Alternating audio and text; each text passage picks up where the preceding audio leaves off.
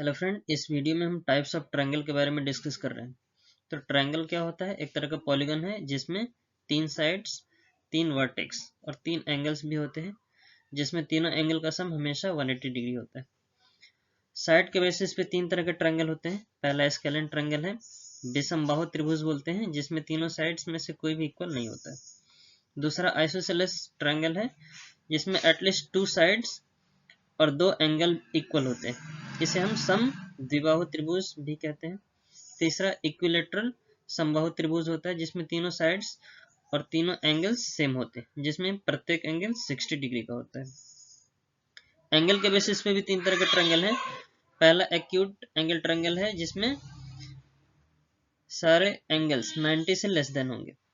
ऑब्स्ट्यूस angle triangle, जिसमें कम से कम एक एंगल 90 से ग्रेटर होता है। और राइट एंगल ट्रायंगल, जिसमें कम से कम एक एंगल 90 होना मैंडेटरी है।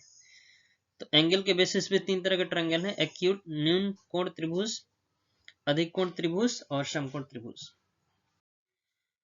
ट्रायंगल का एरिया निकालने का सबसे basic formula half of base into height होता है। उसके अलावा अगर स्केलेन ट्रायंगल की बात करें तो उसमें हमारे पास एक हीरोन्स फॉर्मूला होता है, a equal to root over s, s minus a, s minus b, s minus c, जहाँ पे एस क्या है? सेमी पेरीमीटर, साइड का सम करके 2 से डिवाइड करते हैं। तीसरा क्या है? Area equal to half of A B into sine theta या साइन सी। अगर कोई ट्रायंगल ए बी सी है, जिसमें साइड ए और बी हमें नोन है और उनके बीच का एंगल अगर सी है, तो उस केस में उस ट्रायंगल के area half of A B sine theta या ए बी साइन सी हो जाएगा, उनके बीच का एंगल अगर सी है तो। इक्विलेटरल ट्रायंगल का एरिया √3/4 इंटू साइड का स्क्वायर होता है।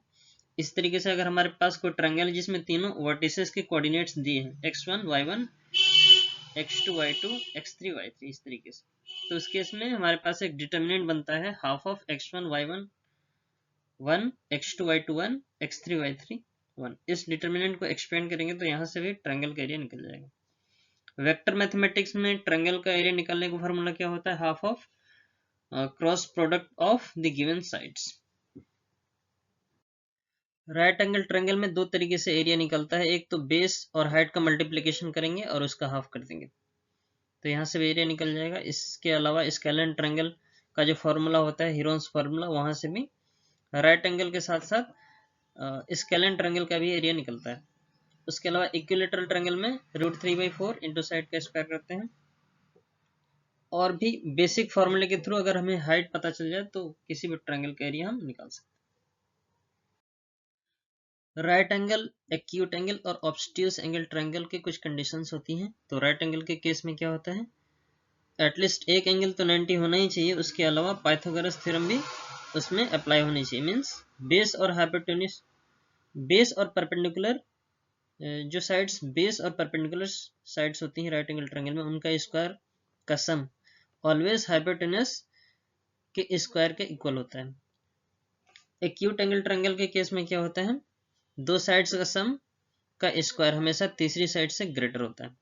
और ऑब्स्ट्यूस एंगल ट्रायंगल के केस में 2 साइड्स के स्क्वायर का सम हमेशा बड़ी वाली साइड से छोटा होता है। किसी भी राइट एंगल ट्रायंगल में पाइथागोरस थ्योरम के अलावा कुछ एडिशनल आइडेंटिटीज होती हैं। अगर हमारे पास ट्रायंगल ABC है, जिसमें C 90 डिग्री पे है और बेस हमारा AB है, तो उस केस में अगर इस ट्रायंगल की हाइट ड्रॉ करें पॉइंट C से बेस BA पे, जो कि H है, तो उस केस में हमारे पास h स्क्वायर इक्वल टू क्या होगा? m इंटू n हो जाएगा। उसके अलावा a square equal to c into m होता है, b square equal to c into n हो जाएगा। ठीक उस तरीके से अगर एरिया को इक्वेट करेंगे तो उस केस में half of A B equal to half of C into H B हो जाएगा, जिसमें 1/2 दोनों साइड कैंसिल हो जाएगा। फिफ्थ वाले identity 1/a square plus 1/b square equal to 1/h square हो जाएगा, जहां पे a और b परपेंडिकुलर साइड से और h इस ट्रायंगल का हाइट है, अगर उस केस में बेस BA है जिसका लेंथ स्मॉल c है। किसी ऑब्स्ट्यूस एंगल ट्रायंगल में AD अगर हाइट ड्रॉ करें तो उस केस में AC स्क्वायर, जो सबसे लॉन्गेस्ट साइड होती है, वो इक्वल होती है AB square plus BC square plus twice of BC into BD के, जहां पे AD इस ऑब्स्ट्यूस एंगल ट्रायंगल की height. Acute angle triangle theorem के केस में क्या होगा, A C square equal to A B square plus B C square minus twice of B C into B D हो जाएगा। इस फॉर्मूले को हम कोसाइन रूल से भी वेरीफाई कर सकते हैं। अगर हमारे पास कोई ट्रायंगल ए बी सी है जिसकी sides small A small B small C है, तो इस केस में कॉस सी क्या होता है, A square plus B square minus C square upon twice of A into B हो जाएगा।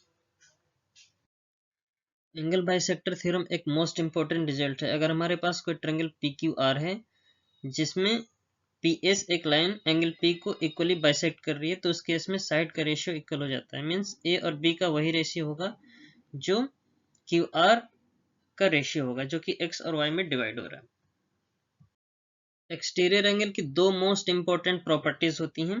पहला क्या होता है, अगर हमारे पास कोई ट्रायंगल एबीसी है जिसमें डी एक एक्सटीरियर एंगल है, तो एक्सटीरियर एंगल हमेशा अपोजिट इंटीरियर एंगल के सम के इक्वल होता है। Means D equal to A plus B हो जाएगा।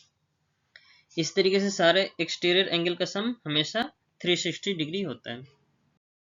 अपोलोनियस थ्योरम एक मोस्ट इंपॉर्टेंट रिजल्ट है। अगर हमारे पास कोई ट्रायंगल एबीसी है जिसमें एएम एक मीडियन है, तो उस केस में साइड ए बी और ए सी के स्क्वायर का सम हमेशा twice of median plus twice of half of median के सम के स्क्वायर के इक्वल होता है। Means A B square plus A C square equal to twice of A M का square plus twice of B M, जो side B C है उसका half B M का स्क्वायर। यहाँ पे बी एम के प्लेस पे एम सी भी आ सकता है। यहाँ पे ए डी एक एल्टीट्यूड है, यहाँ पे इस थ्योरम में इसका कोई यूज नहीं है।